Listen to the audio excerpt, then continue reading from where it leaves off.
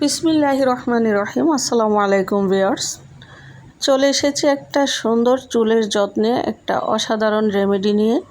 তো এটা খুব সহজেই আপনারা ঘরেই তৈরি করে নিতে পারবেন। যাদের অ্যালোভেরা নেই তারা বাজার থেকে 2টা অ্যালোভেরা পাতা কিনে নিয়ে আসবেন, আর যাদের নিজস্ব গাছ আছে তা তো ভালোই। তো আমি ছাদ বাগান থেকে 2টা অ্যালোভেরা পাতা নিলাম, আর নিচ্ছি পেয়ারা পাতা। এই সবগুলো আমার ছাদ থেকেই আমি নিয়ে নিচ্ছি।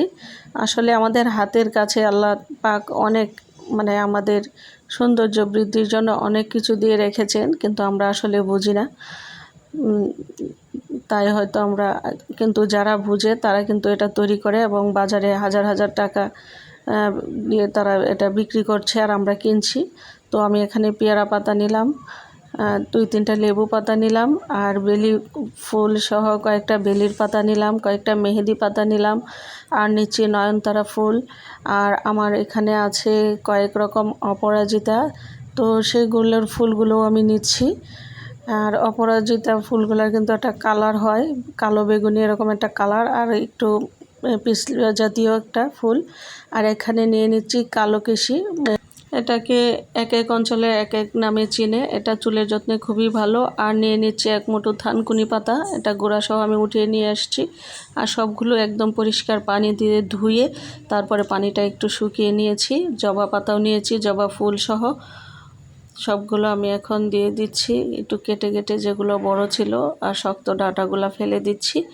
আর সবগুলো ফুলও দিয়ে দিচ্ছি এখানে।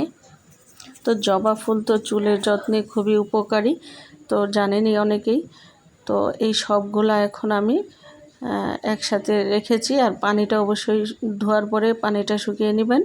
আর অ্যালোভেরাগুলো ছোট ছোট করে এভাবে টুকরো করে দিচ্ছি, খুবই পাতলা করে কেটে দিচ্ছি কেচি দিয়ে।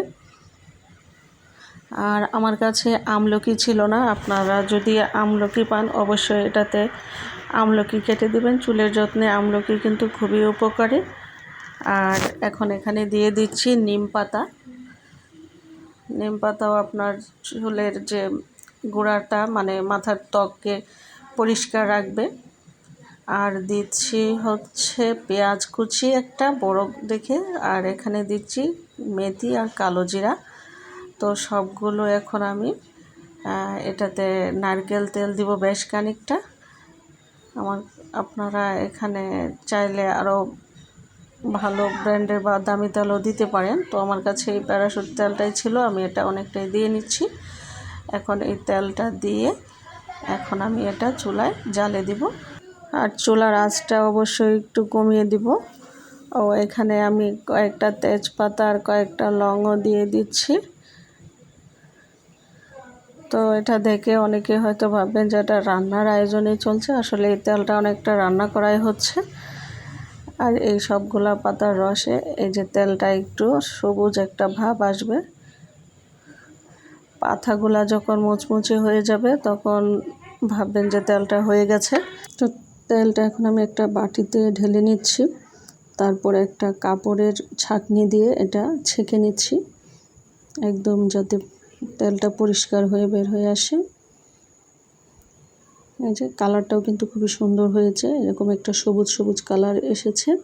আর এটা কিন্তু পুরোটাই তেল আর ওই লতা পাতার রস। তো এটা মাথায় দিলে তো বুঝতেই পারেন আসলে এটা কোনো ক্ষতিকারক কিচ্ছু নেই। এটা অবশ্যই অবশ্যই চুলের যত্নে খুবই ভালো হবে, চুল ওটা কমাবে, চুলটা সুন্দর হবে। আর এটা দেওয়ার পর চুলটা 2 দিন শ্যাম্পু না করাই ভালো, 2 দিন পর অবশ্যই শ্যাম্পু করে ফেলবেন, সপ্তাহে 2-3 দিন দিবেন। এটা খুবই উপকারী একটা তেল আমি দিয়েছি, তারপরে ভিডিওটা পোস্ট করা আপনাদের জন্য, কারণ যেটা ভালো হয় সেটাই আমি আমার বন্ধুদের জন্য, ফলোয়ারদের জন্য শেয়ার করি, যেন তারা এটা দেখে করতে পারেন। তো আমার মেয়ের মাথার চুল একদম পাতলা হয়ে যাচ্ছে, সারা ঘর চুলে ভরে থাকে। তো আমি তার মাথার জন্য এটা মূলত তৈরি করা। তো দেখেন আমি তার মাথায় দিচ্ছি, এবং এটা দেওয়ার 2-3 দিন পর থেকেই চুলটা একটু কম পড়ছে, মনে হয় আরও কয়েকদিন দিলে চুলটা আরও পড়বে না আশা করছি। তো আমার আজকের রেমেডিটি কেমন হয়েছে, ভালো লাগলে কিন্তু অবশ্যই শেয়ার করবেন। ভালো থাকবেন সবাই।